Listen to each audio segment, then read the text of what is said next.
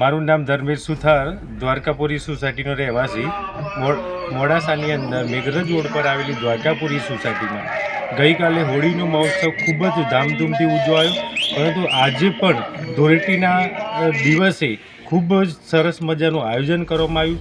આ આયોજનની અંદર કોમન પ્લોટમાં નાના બાળકોથી લઈ વૃદ્ધો સુધીના સૌ લોકોએ ભાગ લીધો અને સૌ માટે એ આયોજકો દ્વારા એક સુંદર મજાનું આયોજન કરવામાં આવ્યું હતું કે ડીજેની પણ વ્યવસ્થા કરી હતી અને તમામ ભાગ લેનાર લોકો માટે નાસ્તાનું પણ આયોજન કર્યું હતું. આ દ્વારકાપુરી સોસાયટી એકમાત્ર એવી છે કે જે આ વર્ષ દરમિયાન આવતા દરેક તહેવારો ધામધૂમથી અહીં ઉજવણી થાય છે અને આ સૌ અમે કરી રહ્યા છીએ. અમારા દ્વારકાપુરીના માર્ગદર્શક એવા મનહરભાઈ પટેલ અને યુવા ઉત્સવ સમિતિ દ્વારા આ સૌ કાર્યક્રમ અમે કરી રહ્યા છીએ અને અમે સૌ રહેવાસીઓ અહીંયા ખૂબ જ ખુશ છીએ અને ખૂબ જ આનંદમાં રહીએ છીએ.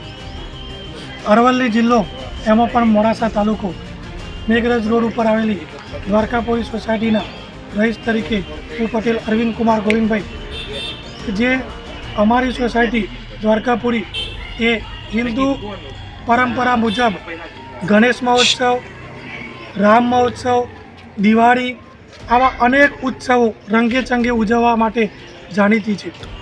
ગઈકાલનો દિવસ એટલે કે હોળીનું પણ સુંદર આયોજન થયું અને આજે ધૂળેટી સોસાયટીના કોમન પ્લોટની અંદર ખૂબ જ સુંદર આયોજન કરવામાં આવ્યું.